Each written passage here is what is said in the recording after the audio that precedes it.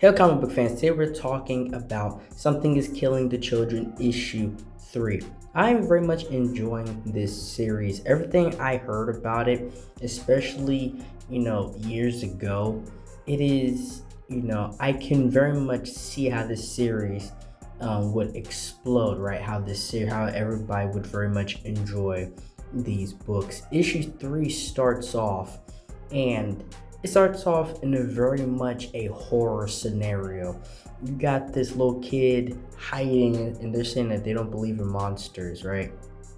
Pretty much like try not to let themselves be scared, and they're saying to themselves over and over again. But unfortunately, whatever this monster, this creature is, it finds them, and this kid is trying to get the heck out of there, right? And it pretty much it doesn't hold, like your hand. What brutally happens, right? And that is the unfortunate part about this, especially when you see the kid like running for their life, and not much has even been revealed about this creature. But we see stuff like the Luigi board on the floor, the kid ran down the stairs, right, moving, and this spider-like demon creature eventually catches them. And what is revealed later about what happened here is even more insane. But it's like there's really nowhere to run, especially for this kid. And the last thing here is like a loud scream saying please. And again, I'm a very big fan of horror, right? But stuff like that's just particularly brutal, right? Especially when there's a kid in that position, right? When there's a kid dealing with something of that magnitude. And then we see this guy here, he's pretty much drinking himself to death because of the situation that happened, the situation that took place. Simply trying to drink away his problems. And then if you was here for the last video, the people that worked at the bar and the older brother of the sister that got taken from the original kids that died, he is aiming for Erica Slaughter. And I really don't think, like, he thinks he's going to do something to her, right? He thinks he's going to get some answers, but it's not going to happen. He's nobody compared to who she actually is, which is a demon hunter, a monster hunter. And I like this interaction she has because she's brought in by the police and she's being questioned. And her responses, it's very short. It's very, like, it's just not nonchalant. Like, I don't know how to put it. It's just like it's a non-caring thing. She knows the routine, right? Just by her actions and what she says here and by the word choices, you can tell that she's a veteran at this and she's been through this 100 times. And it's like, this loop that she is in. And then she ends up interrogating the police officer, right? She ends up interrogating him, and it ends up being turned on him in a way because she's asking who was the very first kid to get taken, because she knows that there's more taken and that they haven't actually brought up or talked about all the kids who's actually been gone. And the cop, he himself starts to lose his mind. He starts to get irritated and aggravated, and by what she's asking, what she's telling him. And you could tell she's not just a very dangerous person. Obviously she's a very intellectual person, not just when it comes to hunting, but when it comes to the human psyche.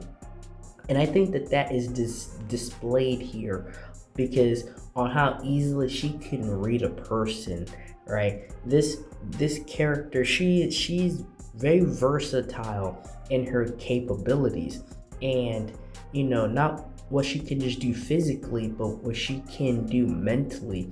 And there was a call that came in, and she was expecting the call to come in and for them to let her go, right? It's like on some government level stuff, like you get the call and you just gotta let them go type stuff. But instead, a different call comes in saying that 5 more kids just died, right? And it just happened. And that was what was being displayed at the beginning of the story, that 5 more kids just got killed. And that irritates Erica because she should have already dealt with the situation, right? Those 5 other kids should not have been taken away like that.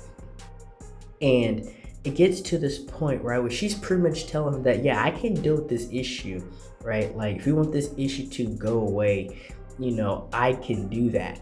And it's crazy because it's not like she's being secretive. It's not like this is like some, vigilante or some shadow, agency here. She's blatantly saying, yeah, I can do it, right? Like, the situation, I can handle it, right? Like, she's not hiding what she can actually do and how she can actually help in this situation. And then the cop ends up letting her go and telling her that when that call does come in, tell him that the call should have came a lot sooner, like tell him to F off. And then she meets back with the boy and they have their he was told that she was already being picked up by the police, and that's when the conversation happens, which is they have this very weird relationship, right, when it comes to just how they communicate with each other and how they move back and forth, because he's weird, right? His personality is kind of weird, her personality is cutthroat.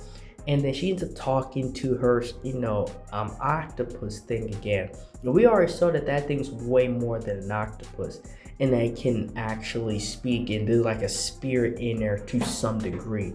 If you remember the last page panel from the last book, that thing is something else, and she gets her answers from it depending on what she's asking.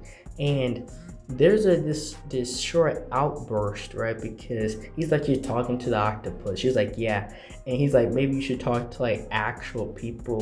And as she looks back at him and tells him to just like literally shut up, right? Like, she flashes on him because of the remark that he made, right? And it's so funny because like from his perspective, she does seem crazy in a way, right? Like, from his perspective, she does not seem like the same person, and talking to a stuffed octopus in this situation does not help her at all around other people.